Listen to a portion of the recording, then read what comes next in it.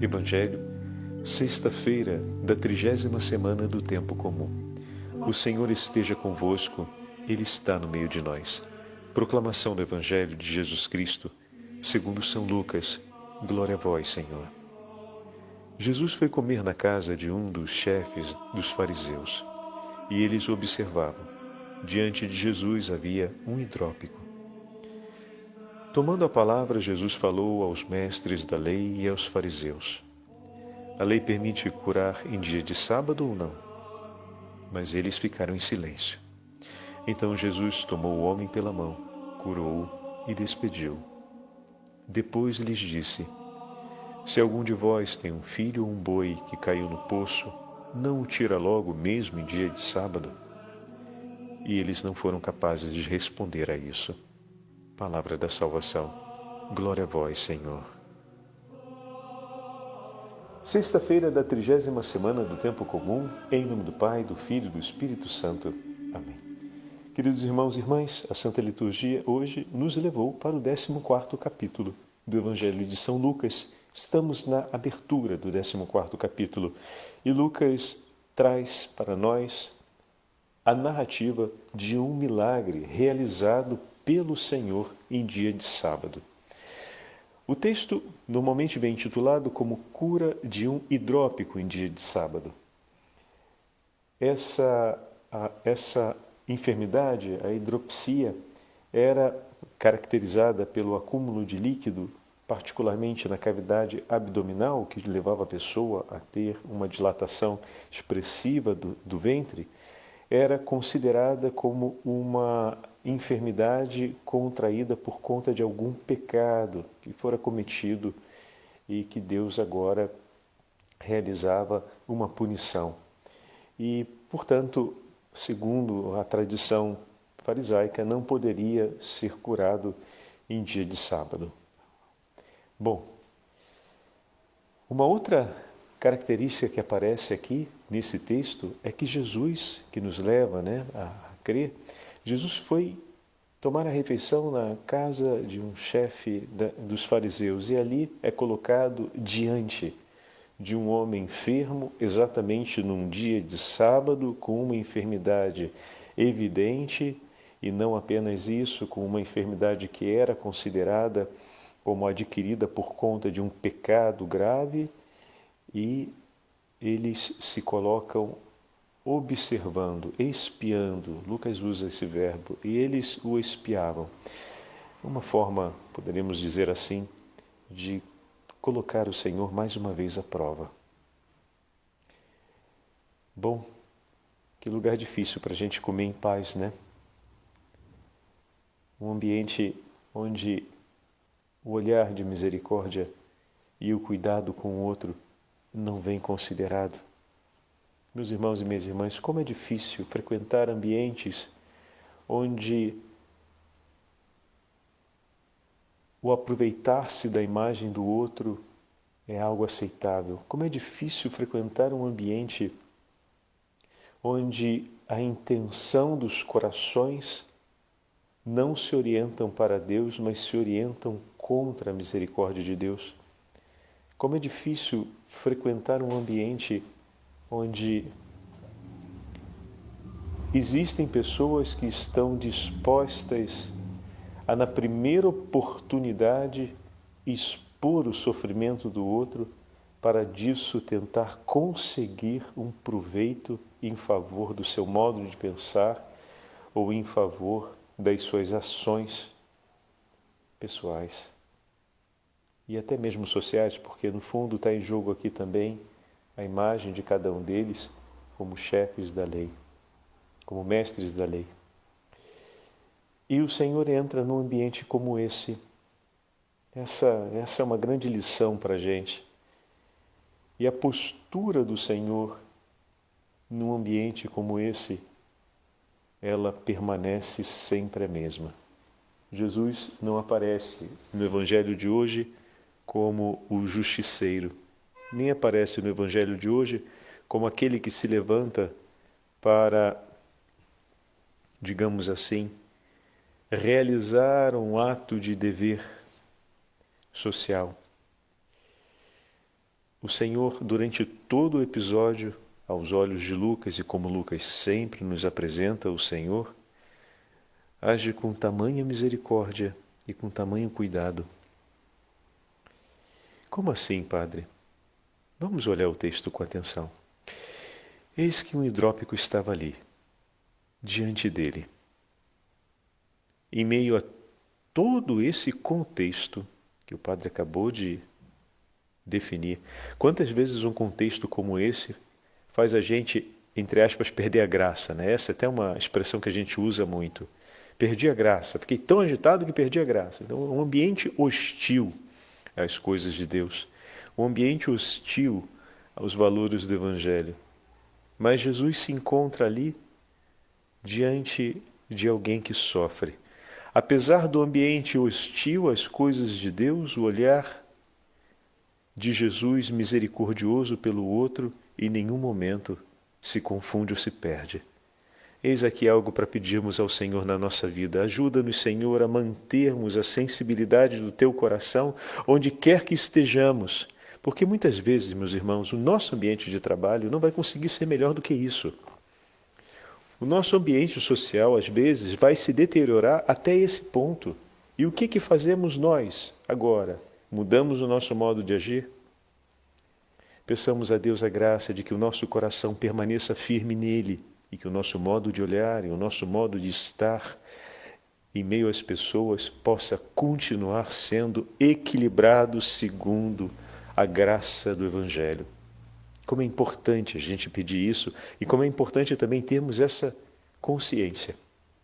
Todos que estão à volta observam o Senhor e, como diz Lucas, o espiavam não era em boa causa.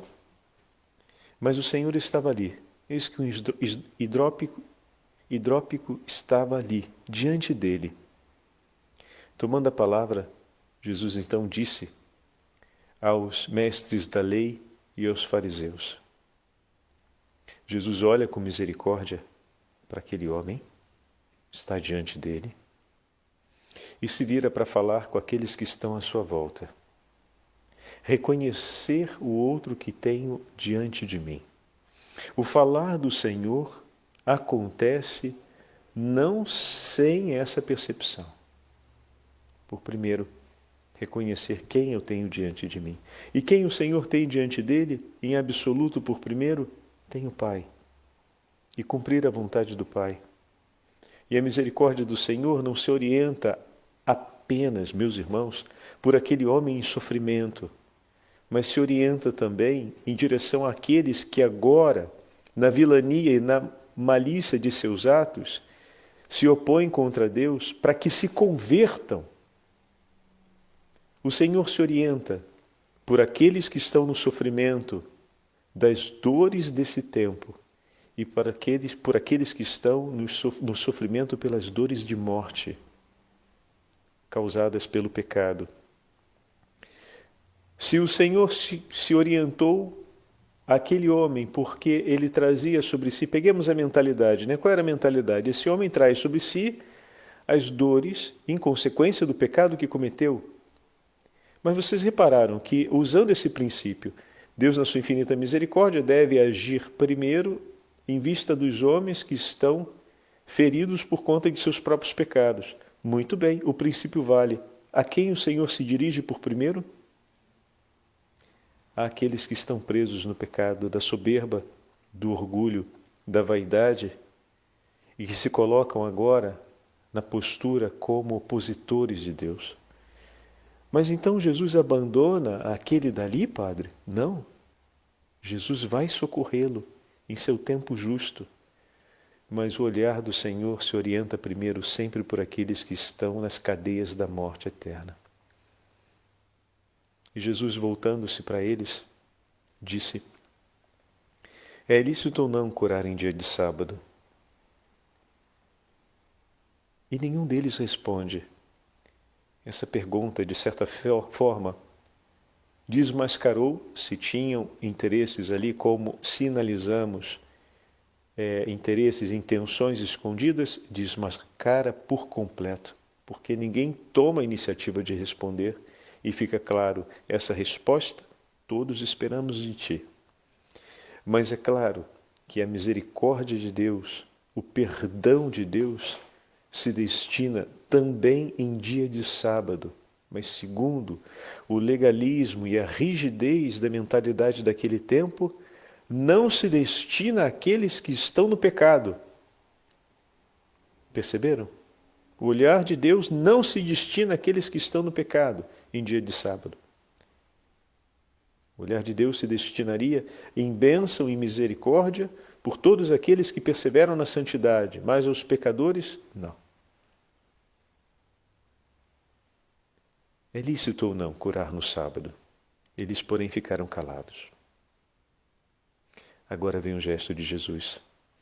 Depois que o Senhor fala com eles e chama eles à própria verdade, tomou-o então, curou-o e despediu. E assim o Senhor realizou a obra de misericórdia por aquele homem que, não se sabe por quantos anos na sua vida, trazia consigo aquela doença, aquele sofrimento que não era por culpa de seus pecados. Mas, se o Senhor o curou em dia de sábado, testemunhando que a misericórdia de Deus, contrariamente ao que a rigidez da tradição dizia, a misericórdia de Deus também se orienta em favor dos mais pecadores, daqueles que estão presos no pecado, em dia de sábado. Agora é a hora do Senhor voltar para eles. O sinal foi realizado. A graça e a misericórdia de Deus foi derramada sobre aquele que estava em sofrimento. O sinal foi realizado, ele foi ao mesmo tempo sinal da misericórdia, ele foi ao mesmo tempo o grande testemunho para aqueles que estão ali se admirarem com a misericórdia de Deus, que supera as balizas estabelecidas pelo rigor e a rigidez da lei. Entretanto, não. Os seus corações não se comoveram diante de ver que Deus, infinitamente bom e onipotente, supera as balizas estabelecidas pela rigidez da lei religiosa. Então Jesus vai adiante. Depois de curá-lo, pois ele conhece os corações, depois de despedi-lo, o que faz ver que ele não estava ali para o jantar, e isso confirma a ideia que falamos ainda há pouco, da intencionalidade de trazer aquele homem ali, de valer-se do sofrimento daquele homem, de explorar a dor do outro, para tirar proveito, seja em favor próprio, seja contra um inocente. Meu Deus, como isso é horrível! Como um ambiente assim cansa, desgasta. E o Senhor está nos ensinando a afrontar uma situação dessa, sem perdermos o horizonte da misericórdia. Olha o ensinamento que o Senhor está nos dando. Ele não quer mesmo perder a nenhum. Não quer perder a ninguém. Então, depois de despedi-lo, o Senhor se volta para os seus interlocutores e diz: qual de vós, se um filho ou um boi cair no poço, não retira imediatamente em dia de sábado?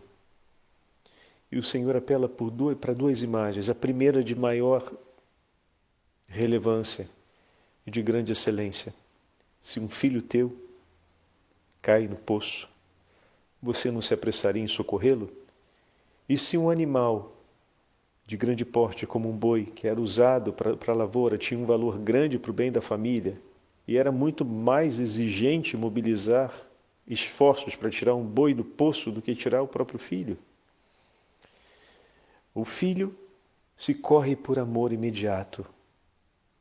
O boi, pela necessidade dele no bem de toda a família, para manter o ganho e o trabalho, se mobilizaria tantos esforços. Se pelas nossas necessidades mobilizamos esforços, e se pelo amor que sentimos por alguém nos lançamos de imediato, O filho é a imagem de quem se lança de imediato. Se lança, poderemos dizer, quase sem pensar, se lança instintivamente. Se seu filho cai no poço, você não pensa outra coisa, você vai com tudo. É seu filho que está ali, porque o ama. Vai ao seu encontro. Assim Deus vem ao nosso encontro, como um pai que vê seu filho sofrendo para nos salvar. Com essa mesma sensibilidade, o Senhor Deus Onipotente olha para nós e vem ao nosso encontro nos oferecer o seu perdão e a sua misericórdia. E vem disposto a mobilizar todos os esforços que forem possíveis e necessários para que se cumpra essa libertação, para que se cumpra esse cuidado, para que se restabeleça outra vez a segurança e a paz. Deus colocará de imediato todos os esforços necessários a fim de que o homem não se perca. Que imagem bonita, meus irmãos. E é comovente. O padre fala e, na medida que estou falando, me comovo com essas imagens. Mas imaginar que, mesmo diante de tudo isso, ainda é possível que um coração permaneça duro e fechado. E mesmo assim o Senhor ainda não desiste deles. Diante disso, completa-se assim o 6º versículo. Nada lhe puderam replicar, porque que poderiam dizer diante de um tamanho testemunho como esse? Que poderiam dizer diante dessa verdade recolhida pelos profetas e por toda a tradição de Israel? O que poderiam dizer diante da verdade? Não tem palavras que poderiam contrapor-se a essas palavras que o Senhor apresentou, porque elas recolhem no íntimo do coração a verdade sobre o homem e também a verdade do amor de Deus por nós. Eu queria aproveitar para dividir com vocês esse breve texto do abade cisterciense Balduíno de Forde, que também foi bispo. Ele usa, é do 1100 o texto, ele usa uma imagem interessante para falar a respeito do repouso. O dia de sábado era o dia do repouso, o repouso sabático, o dia do repouso do Senhor. E, em base a essa imagem do dia do repouso, esse santo abade nos leva a uma reflexão muito significativa. Deus propõe e deseja que o coração do homem encontre o repouso. Mas o único repouso possível e verdadeiro ao coração do homem será repousar em Deus. Não tem outra coisa, outra realidade que nos leve a repousar. Todo outro repouso é sempre uma realidade transitória. O coração do homem repousa, ou seja, encontra a sua paz, encontra a sua serenidade, se revigora. O repouso fala sobre tudo isso, somente em Deus. E nesse tempo nós repousamos em Deus toda vez que abandonamos as obras do pecado. E na eternidade repousaremos em Deus porque permaneceremos unidos a Ele. Então é preciso repousarmos nesse tempo em Deus para permanecermos com Ele no seu repouso eterno. Uma imagem muito bonita, né? Então, na verdade, o Senhor está chamando ao repouso aqueles fariseus e mestres da lei que estavam presentes naquela refeição. Em outras palavras, estava chamando-os a abandonar o caminho do pecado, da maldade, da maledicência, do abusar da imagem do próximo, do tentar a Deus, da soberba, abandonar tudo isso e, de fato, no dia de sábado, repousar com o Senhor. Viver nesse tempo, a experiência do repouso sabático significa enveredar por um caminho de conversão, abandonando tudo aquilo que ofende a Deus. E dessa forma estaremos já participando do seu repouso nesse tempo, para permanecermos com Ele na eternidade, onde tomaremos parte no repouso eterno, onde a nossa alma permanecerá intimamente unida e não se separará mais da paz do próprio Deus. Então escreve assim, um trecho bem pequenininho, mas bem significativo, porque podemos dizer que o Senhor ali está ensinando o repouso, o verdadeiro repouso sabático desejado por Deus, proposto por Deus, né, a toda a humanidade. Moisés disse, o 7º dia será um dia de descanso, consagrado ao Senhor. Queridos irmãos, o Senhor aprecia o descanso, gosta de descansar em nós e que nós repousemos nele. Mas há um repouso dos tempos vindouros, sobre o qual está escrito, desde agora, diz o Espírito, repousem dos seus trabalhos. E há um repouso do tempo presente, acerca do qual o profeta diz, cessai de fazer o que é mal aos olhos de Deus. Alcancemos o repouso do tempo futuro, repousarmos dos nossos trabalhos desta vida e repousarmos, enfim, na companhia do Senhor? Alcancemos o repouso do tempo futuro através das obras de misericórdia enumeradas no Evangelho, como está escrito, tive fome e me destes de comer, e praticando-as, tomaremos parte, alcançaremos o repouso vindouro. Porque 6 dias há durante os quais se deve trabalhar, escreve Lucas, no 13º capítulo, e em seguida vem a noite, isto é, a morte, na qual ninguém mais pode trabalhar.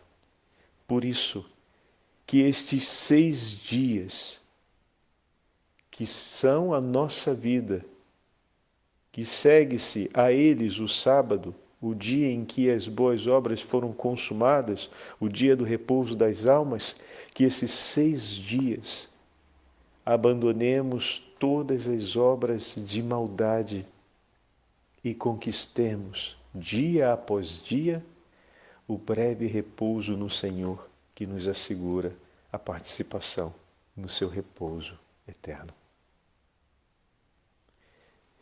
Muito bonita a imagem, muito delicada e ao mesmo tempo de uma riqueza singular e que nos ajuda a compreender um pouco mais o texto de hoje e o tamanho da misericórdia do Senhor por todos nós.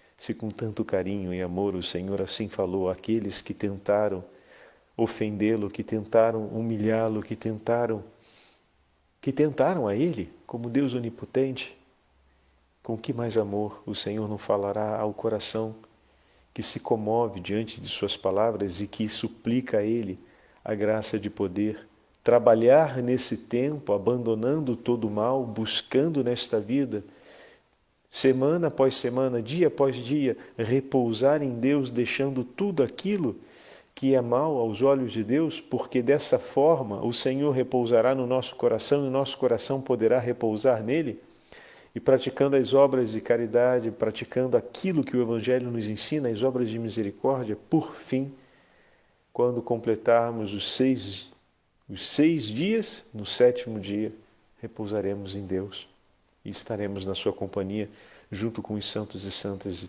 do céu. Que a memória do texto de hoje e o testemunho de Jesus nos ilumine na hora em que estivermos concretamente passando por uma situação como essa que o Senhor passou, e que o nosso coração ali se torne capaz de misericórdia e um coração que se oferece também pela salvação de todos. O Senhor esteja convosco, Ele está no meio de nós, pela intercessão dos santos apóstolos do Senhor e da Beatíssima Virgem Maria, abençoe-vos o Deus Todo-Poderoso, Pai, Filho e Espírito Santo. Amém.